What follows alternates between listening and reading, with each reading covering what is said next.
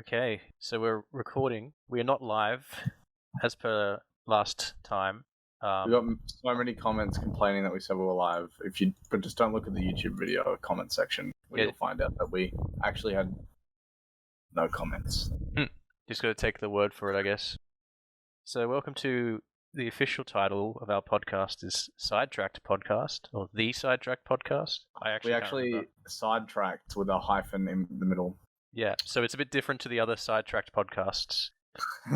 We actually kind of said it in the last one. I listened to the whole thing back, and there was a point near the end where I said, we're always getting sidetracked. And I was like, oh my god, roll credits. You said the line. He said it. I should have inserted like a little Peter Griffin, he said it quote.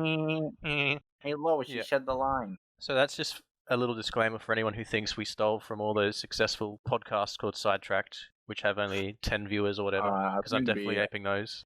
I don't mean to be rude, but I mean, look, the highest subbed one has 30 subs, and their last video was 3 weeks ago, and it was them explaining why their channel died and they hadn't uploaded for a whole year. So, I mean, so like we're not stealing anything from anybody. Yeah, we're carrying the torch. We're the sort of the descendants, as it were.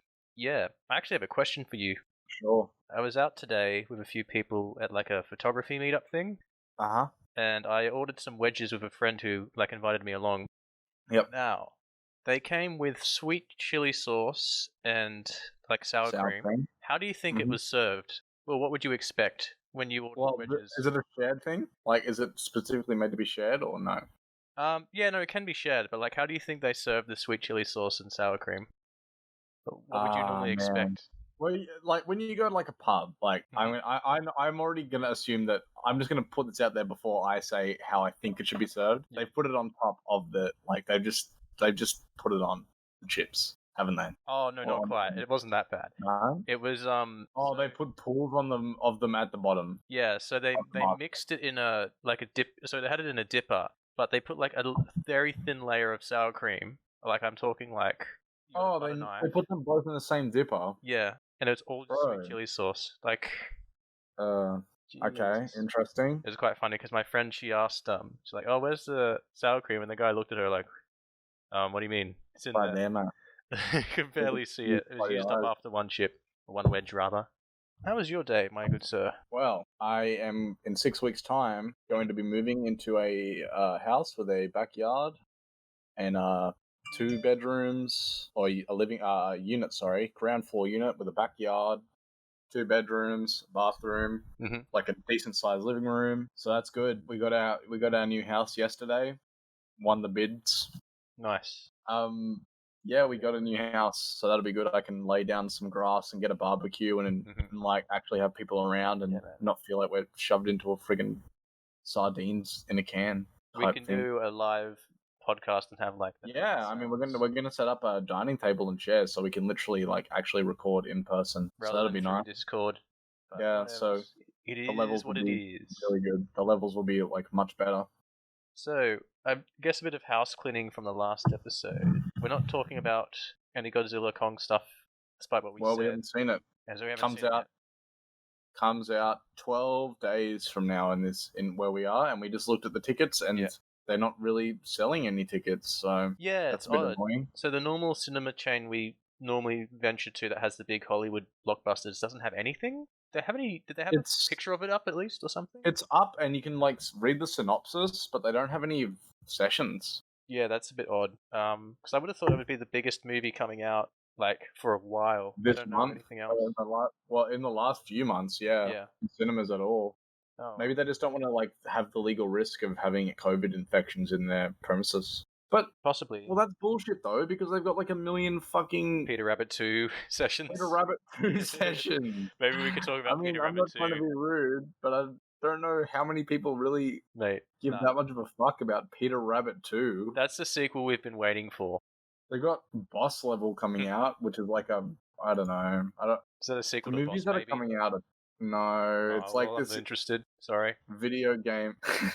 Wonder Woman 1984 has sessions? No, it doesn't. Oh, it does. Really? Damn. It has 1 session per day. until next Thursday. Jesus. How on earth is anyone... Okay, I don't want to... Not to be mean to the filmmakers, but like... Surely everyone who's wanted to see it saw it streaming. No one's going to pay money to watch a lackluster film, right? Surely. Because the reviews have been out and all that.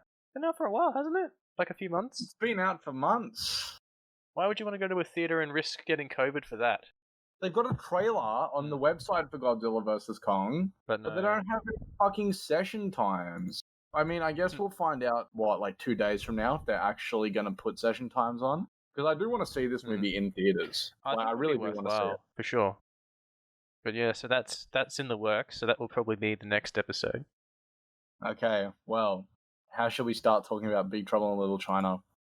I guess initial thoughts, because you told me that you were a bit, maybe not mixed, but you weren't too sure where you would place it in the like or love or just okay category.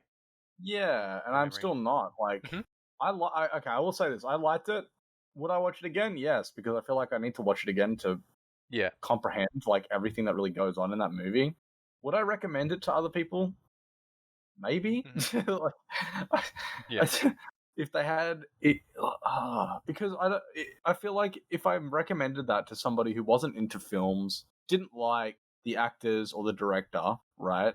Or like just didn't understand sort of satirical, like semi-ironic humor, they wouldn't be into it. They just think it was boring, you know. Like I would understand that, and they'd be very confused the whole time. I was confused. I think it's interesting you said you'd want to watch it a second time, because I definitely feel like I enjoyed it more because that was my second time viewing it. So that's why I wanted to sort of gauge your perspective, because I think we can have a somewhat unique convo of like someone who's just seen it versus someone who's like gotten a refresher by seeing it because I've seen it beforehand. Okay, well, would you watch it again? Oh, yeah, I'd definitely check it out again. I was actually quite surprised rewatching the film how much more fast paced it was. I remember it being really slow and sluggish. I thought it was quite slow. Yeah, so like that would be cool if you rewatched it, and then if you found the pacing to be like I sort of sat down expecting, oh, this is sort of slow, like Escape from New York, which is another one of the director's films. The filmmaker's John Carpenter, but Kurt Russell as well. Yeah, starring Kurt Russell. Well, I guess we'll talk about what the film is in a second, but I'll just finish this point. And I always remember it being really slow, and like maybe thinking, oh, maybe the reason it's beloved as a cult movie is just because it's so wacky. But then when I rewatched it this time with you recently, I was like, holy shit, I don't remember like so much happening so quickly. So it'd be interesting if you have that change of opinion if you go watch it a second time.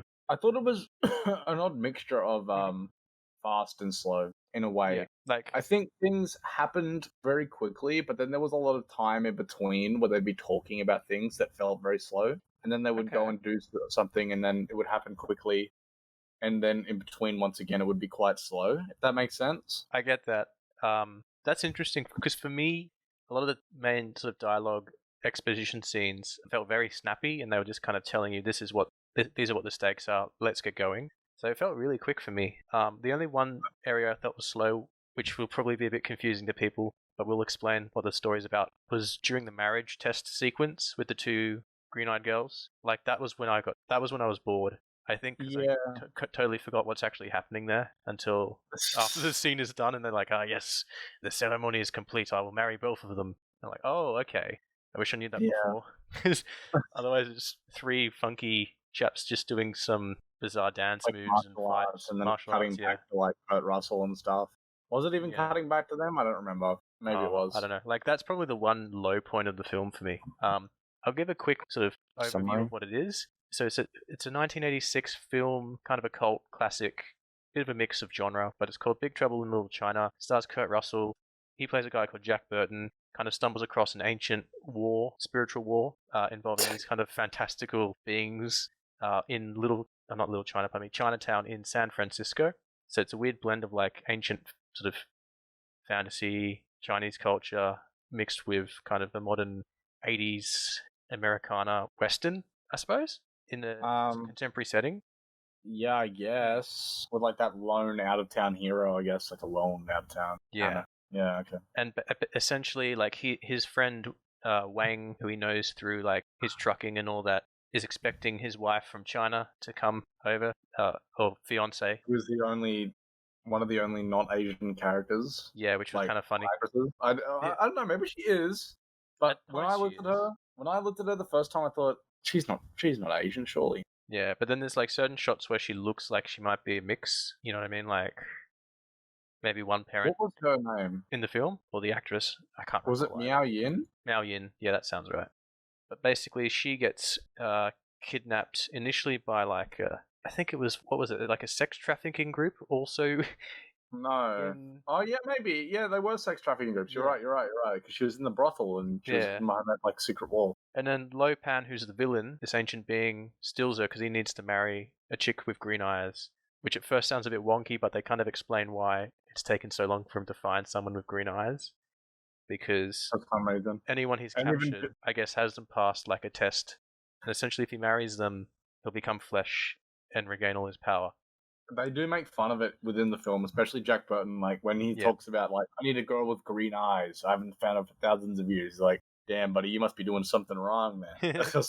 Yeah, he just makes fun of him. Yeah, like our character kind of is very indifferent to the whole story, which is kind of the appeal, I guess. He's sort of just along for the ride. Like he's very kind of passive or reactive. He's never really like actively doing anything to advance. He's almost like the audience. Like he's almost like a cynical audience member.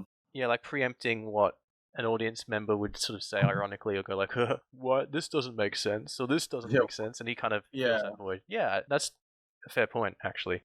And I mean, we actually mentioned this film in the last episode. One of the kind of interesting things about this is he's sort of, and this is sort of in Kurt Russell's words, when he read the script, he's kind of the sidekick who thinks he's the main character. I mean, for all intents and purposes, he is the main character, but most of kind of the heavy lifting is done by his quote-unquote sidekick or secondary. Yeah, Wang Chi. Yeah. Played by Dennis Dunn. Like, he knows martial arts, he's a competent fighter, pretty much knows everything that's happening around with Lo Pan, all that kind of stuff. And even the female character, Laws, right? Is it Rachel Law? Gracie Law, pardon me. Played by Kim Cattrall. Yeah, like all these characters around him kind of do all the legwork, like when Ming Yan gets kidnapped initially in the sort of the first big action sequence, like Jack does shit all afterwards. And it's this Law's yeah, she just knows everything, goes, oh, she's been taken here by these human traffickers, this is the address. And then he's like, okay, well, I'll go, I'll sneak in, I guess, and try and find it. So that's what I mean by sort of reactive. Well, I know that, because I read up after it, that they did intend him to be that sort of character. So I think he was always supposed to be the bumbling hero who like, yeah, it wasn't just like Kurt Russell would be like, hey, this would be kind of funny. Oh yeah, no, for sure. Yeah. Like, Wang Chi was always intended to be the hero. One of the things I like about the movie is you can't really categorize it. Like, it's sort of a bit of action, a bit of comedy, a bit of drama. But then it has sci-fi elements even. Yeah, sci-fi. I would even say like neo-noir, especially that opening, very opening scene. Wait, that was added. That was actually added. Yeah. Yeah. Do you want to elaborate on that point, I guess? For our listeners? I was just going to say it was added to make Jack Burton look like more of a hero because the executives didn't believe the audience would like understand or find him heroic. Yeah.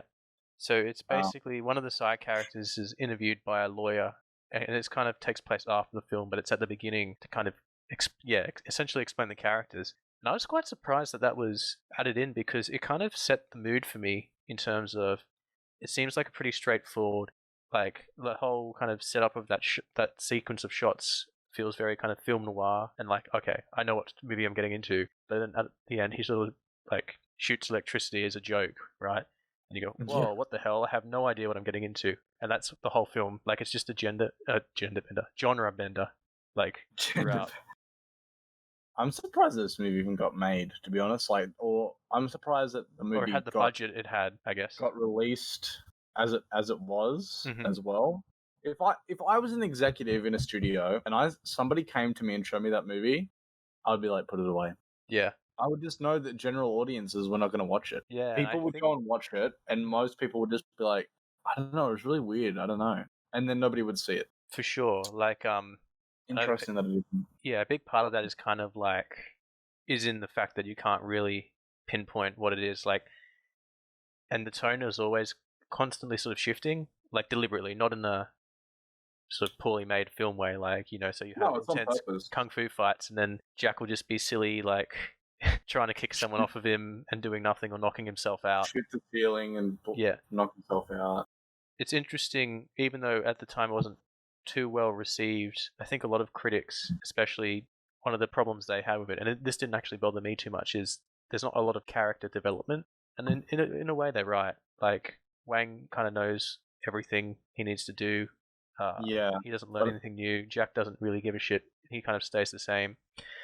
But is that a real criticism? Like a real thing that like some people, yeah, so like Roger Ebert said something to that effect, and it's interesting because that was a very Western element, like, because Jack kind of rides into town. The characters are set as they are. That's the thing. Like, as you meet them, they're not there to be developed. I thought that was quite obvious. Like, they're there as not even characters, but more caricatures. Yeah, well, I mean, Jack's very much a Western character, as in like the Western genre, because he kind of quote unquote rides into town, not on a horse, in a truck instead. So sort of like the modern steel horse. Yeah, idea of what a cowboy is the trucker, the free living a free life on the road. Yeah, and so from memory, like I've seen a few westerns, especially like Eastwood spaghetti westerns, and there's very little character development in that. Like, he's always a very quiet, reserved man. He stays the same. He just journeys into town, does his business, and then leaves. And like, I don't think people would throw that same criticism at that film or those series of like, Good, the Bad, and the Ugly, like and all John Wayne or something like that. Yeah, or even your John Waynes. So it's interesting that they changed it up for this film. Whatever. This film's rather influential, despite its lackluster, I guess, performance at the time. Box office. Yeah. So one thing I found out, the character of Lopan influenced a character called the Warlock in regular show. I think he only appears in 1 or 2 episodes. That's a cartoon show that aired, by the way, for people who don't know, on Cartoon Network. And I found out, actually I might explain, it's in an episode where Rigby switches a fortune cookie with his boss Benson and like steals all his luck. And so Benson's completely unlucky, so he's gambling, hoping to like get a lucky streak. He gambles against this random guy with a fanny pack, who turns out to be the Warlock, and he sells him the park, this sort of park they all work at. And the Warlock looks exactly like Lopan. And I read the trivia, and Lopan's actor actually voiced that character. So James Hong, yeah. But it was funny because on the Wikipedia, the regular show wiki, they said, fun fact, James Hong coincidentally voices this character. And I went, I'm pretty sure that was not a coincidence. Considering the people who do regular show are obviously like huge into the 80s, like even Benson does a drum solo in one episode that is very reminiscent of Tommy Lee from Motley Crue's old drum solos, where he'd be in a cage and spin around. And I would say like they're very influenced by a lot of like these kind of cult movies as well. Like most regular show episodes have the tone of this film. Like, it's sort of very mundane, and something often very kind of mystical kind of happens. Fantastical. Yeah, and there's not a whole lot of character change, at least in the early seasons. And then there's also, I guess the bigger one we kind of realized as we were sort of watching and chatting about this initially is very reminiscent, like Star-Lord, at least the sort of James Gunn iteration in the Guardians films. Personality-wise, for Jack Burton and Chris Pratt Star-Lord. Yeah, like the bumbling kind of goof who kind of... I mean, Burton's more of a character who lucks out. I won't spoil it, but like the way he defeats the villain is rather funny and is not really well deserved, but in the context of the film, works very well. But Peter Quill is a bit like that too, where he's sort of bumbling. And I did read an interview with Kurt Russell, who plays Peter Quill's dad in the sequel, Guardians 2. And apparently James Gunn did tell him at one point that he was Jack Burton was the inspiration for Star-Lord. Yeah, Star-Lord. But I guess on the Guardians point real quick, I thought it was kind of nice how Kurt Russell would play the father of like Star-Lord, but symbolic, like there's a whole other layer to that performance where like symbolically he's also the father of this character. You know what I mean? Like he physically spawned him in the movie, but also that actor spawned that actor's performance. Like it's just a nice little touch. I'm glad that he got Kurt Russell to actually be like, I appreciate that film more for just sort of, I don't know where I'm going with that, but I think you get what I mean. No, I get you.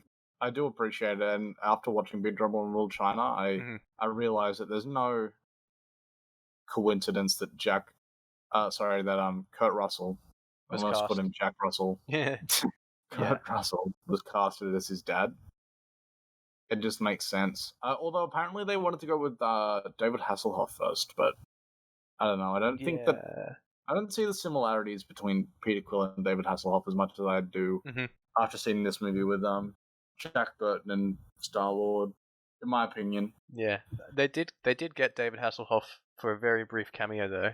He mid-transformation turns into him for a split second. So I guess, I think most people listening, I don't know how many people that is, but would have seen Guardians 2, but for those who don't, the main character's father is sort of like a planet, I guess. Ego. Sort of spirit, but he has like a physical manifestation that can change, and he just changes into David Hasselhoff very briefly. It's sort of a back to the first film.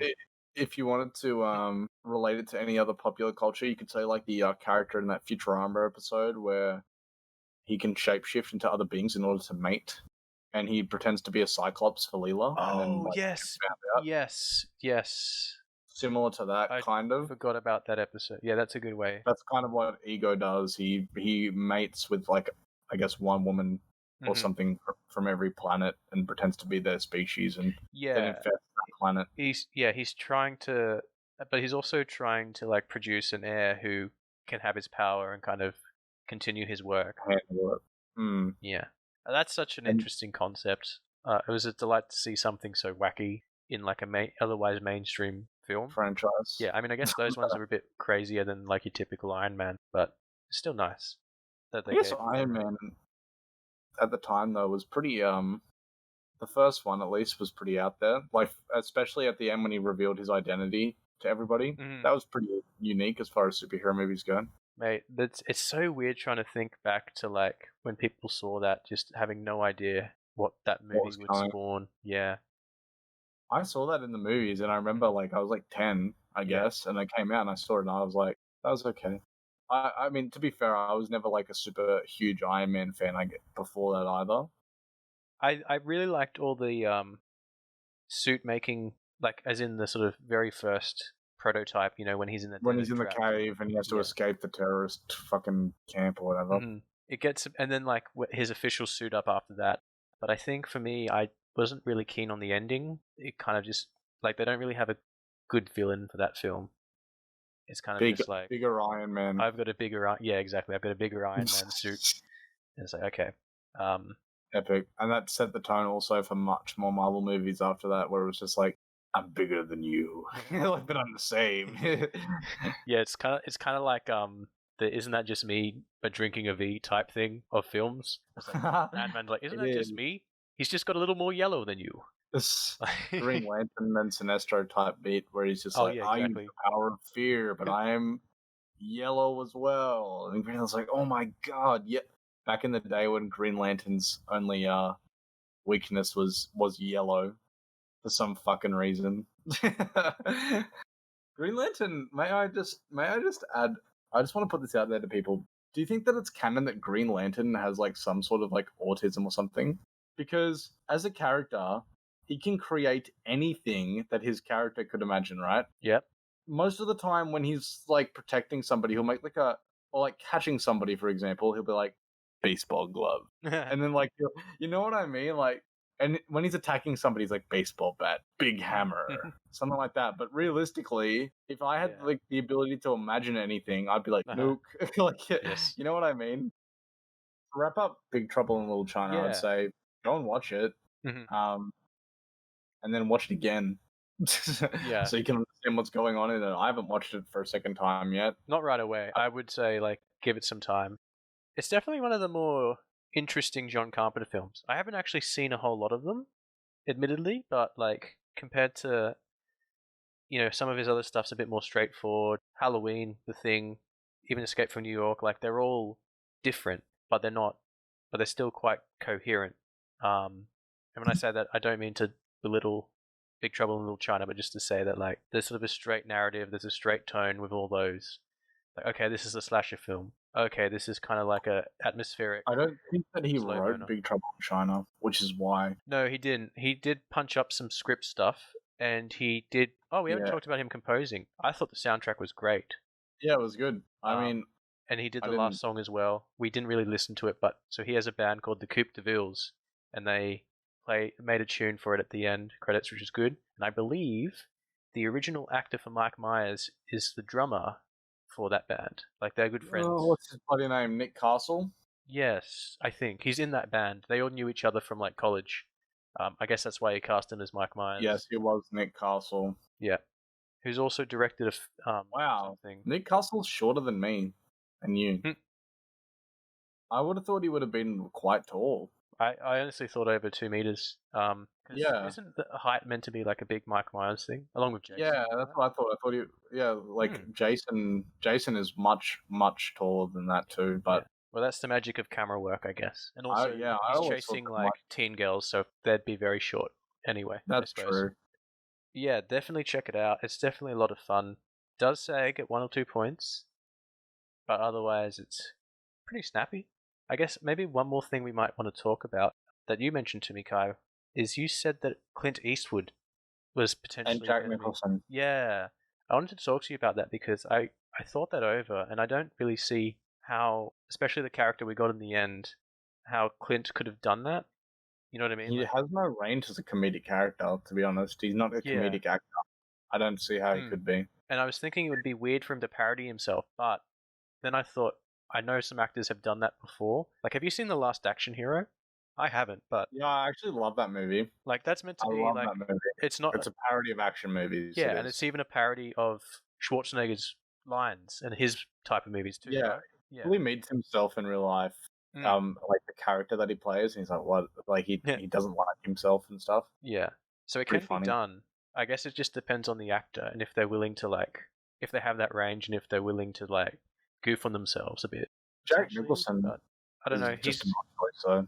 Could have worked. Could have worked with Jack Nicholson. I think some of the dialogue could have worked, but I don't know if he'd be able to play Goofy as well as Kurt. I don't know if he'd be able to pull off being even looking like an action hero either.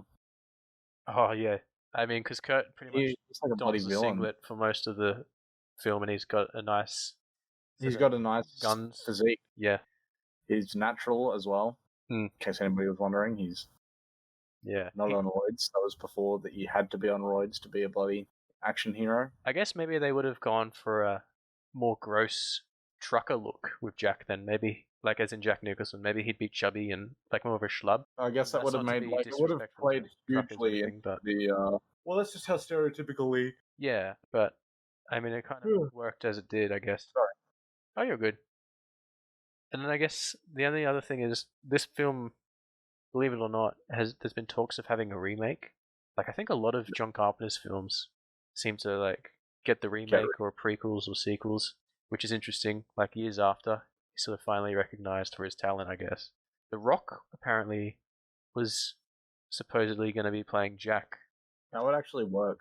Yeah, I've seen him in a weird film called Southland Tales. Oh, that's even weirder to explain. So I'm not going to bother.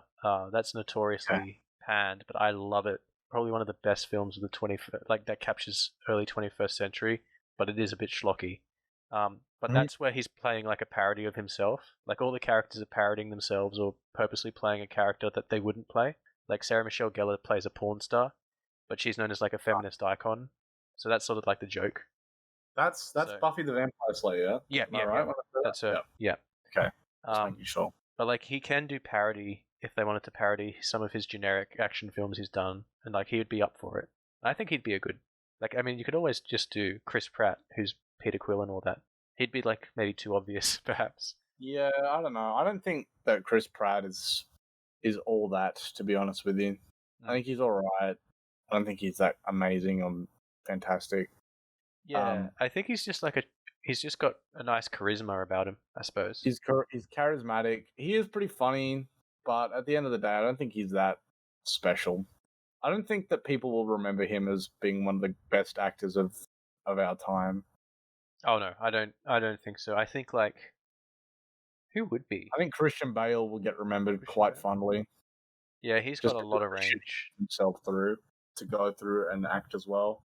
Pretty much anybody that commits suicide or dies early will get remembered, to be honest. Heath Ledger.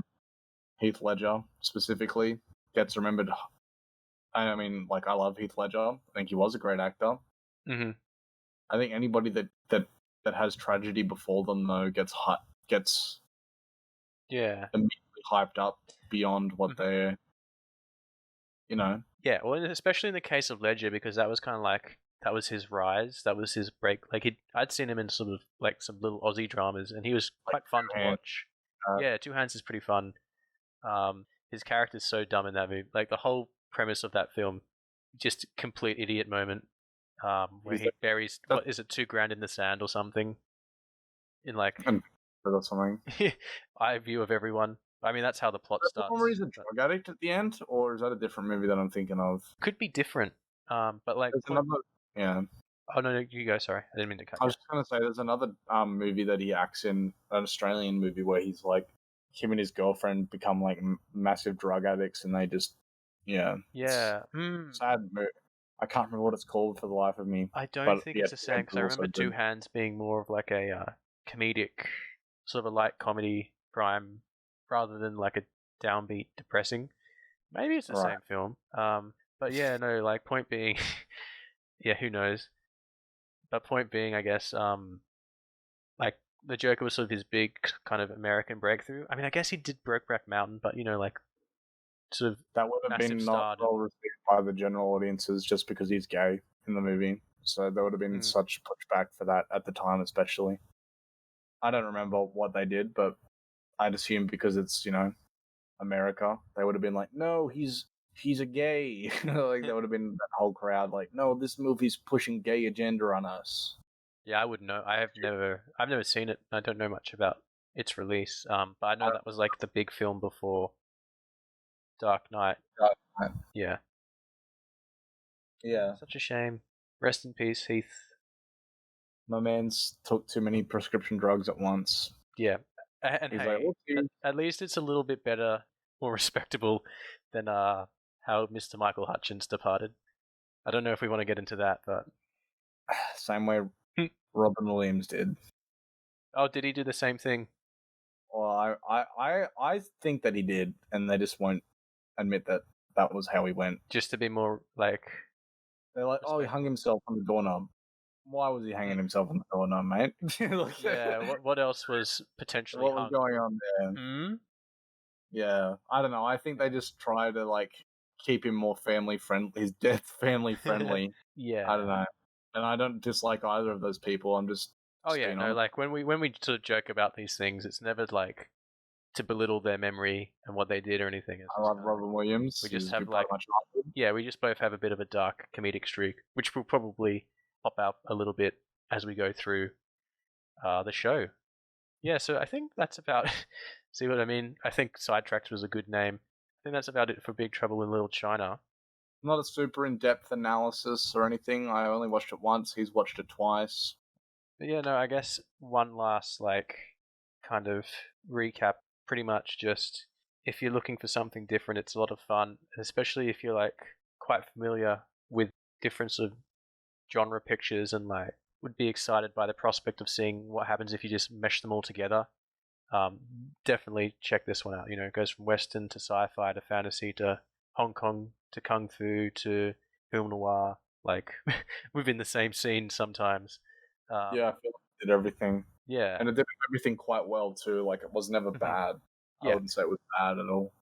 And it's a bit of a shame that this was kind of the film that John Carpenter gave up Hollywood over, because it's so imaginative, and you're like, even though it might not sit with an audience or like the general public, I do like these kinds of films getting bankrolled, every now and then, just because who knows what could spawn from it. Like, clearly, we mentioned a few influences on a whole cartoon show or famous film character, now a popular film character from a massive cinematic universe. So if nothing else, I just love that it tries to be something different.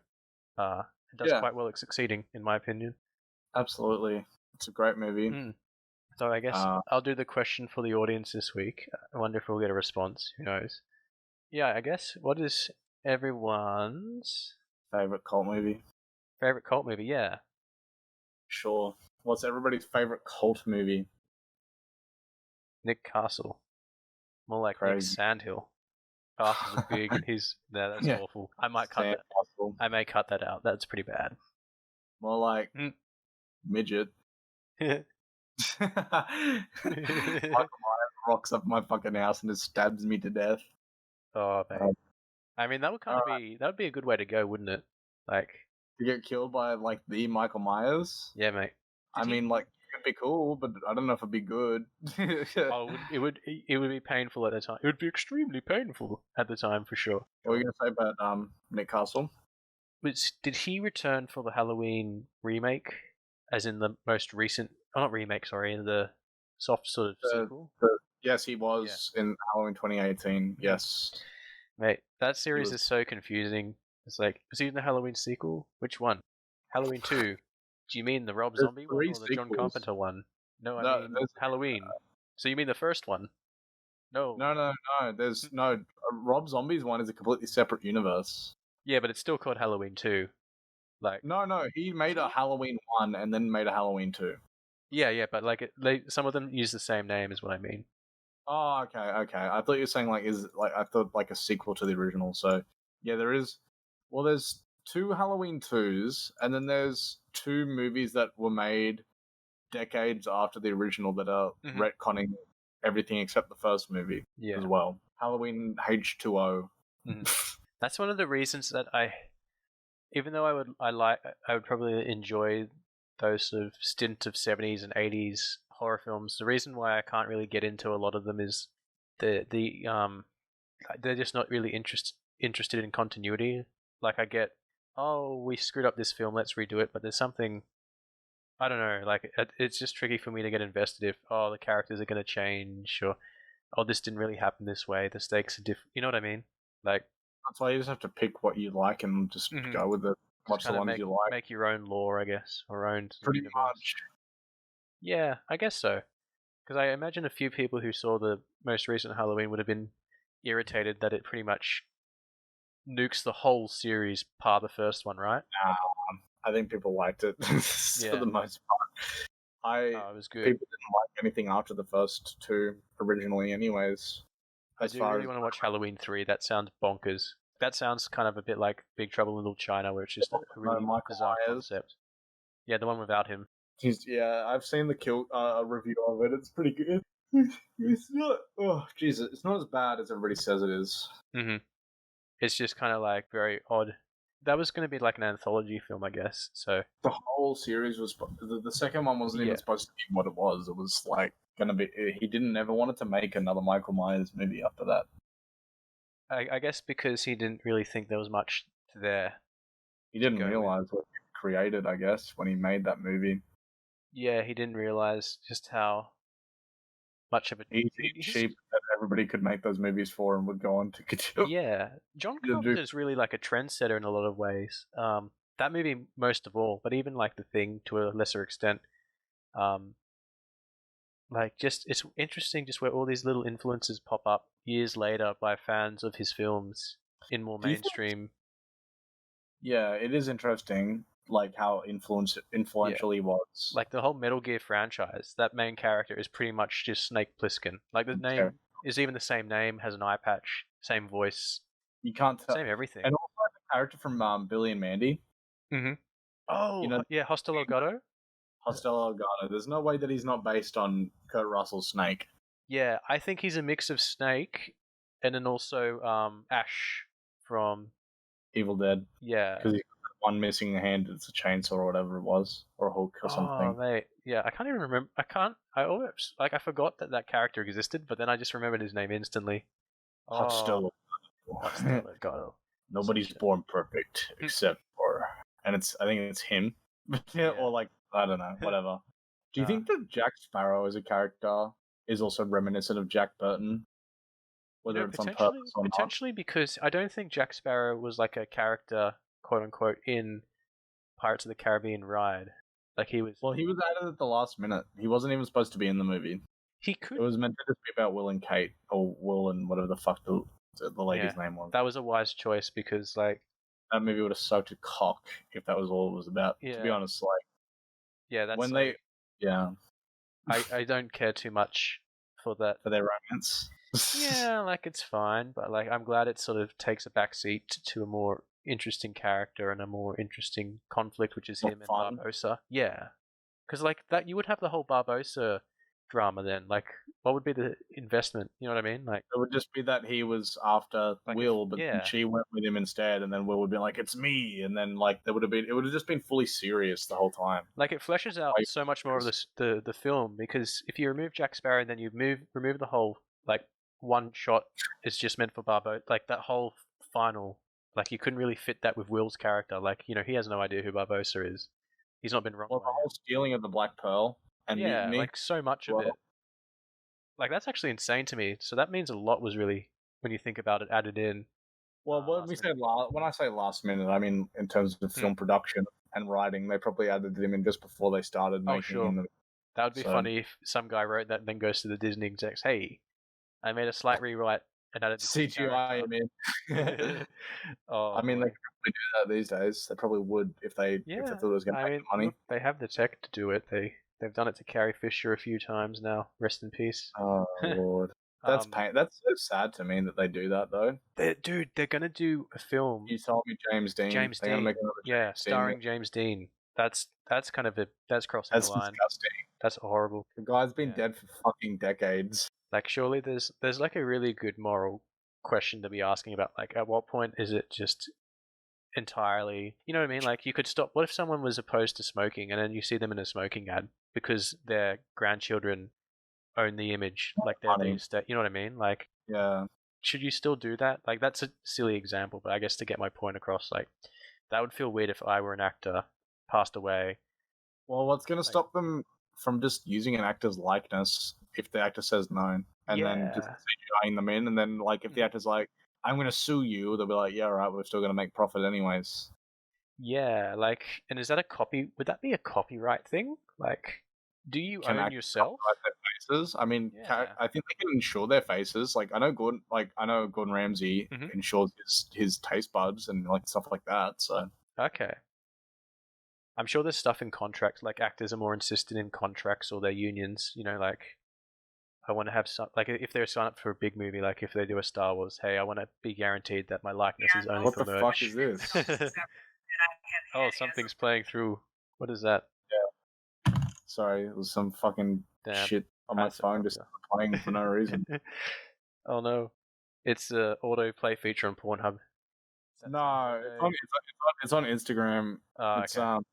it's this fucking e-girl named Emma Langevin, and she kind of has like a Harley Quinn accent. I don't know. It just started playing. I wasn't even touching my phone. So Oh I no, couldn't that's tell you fine. what. That's fine. Yeah, no, my phone just does random shit all the time. I guess like, if we didn't bring attention to it, you could have just cut it out. But sure. That's Now right. it's We'll in. see. But like, yeah, no, my phone has an issue where like, it's sort of an older iPhone model. The top left side is where you kind of switch the vibration or notification ping on and off. Mm-hmm. It just goes off and on its own. Like I think the button's broken, so it keeps vibrating all the time. Like who's messaging me? But it's just the bell going on and off. That's annoying. Yeah, it doesn't happen frequent enough that it really annoys me. But like in my, especially, I guess when I angle it a certain way in my pocket, kind of every now and then just sort of starts vibrating. Like, oh boy. Okay. Oh, well, we've been talking about 20 minutes past our outro, so maybe we should do a real outro now. Real outro, yes. Yes. Thanks for listening. Thanks for watching. Yeah, that's what I said. Listening. Well, listening or watching. I mean, I'll probably just do a still image. I'll listen Yeah, if you're back to watching this, you Yeah. are the focus of a fucking of some sort of like Buddhist monk. Yeah, mate. You're experiencing this. You're experiencing it. You're tasting it. You're touching it. We're touching you. Consensually, of course. Are you over the age of 18? If not, we're not touching you. Yes. We're just talking then. But yeah, no. So like, I think I'm happy to do like a meme still for the YouTube version. If you're not happy with that, let me know in the comments below. And then with timestamps. So we can ignore it. Yes. So we can feel superior to you when we be like, it's our channel. We'll do what we want. That's right. I'll do whatever I goddamn want to. I'll play copyrighted material if I want to. I'll say certain words if I want to, but I'll cut them out. Haha. I could have said something and you wouldn't know. Ha ha ha. All right. Thank you for watching, everybody. That's Jack, and I'm Kai. Yes. And he's Jack. And he's I'm not also Jack. Kai. And I'm not Jack, but he is. And I'm Kai, but he isn't. That's right. Thanks for watching. We'll probably talk about King Kong Godzilla next time. If we get a seat. Yes. Bye-bye.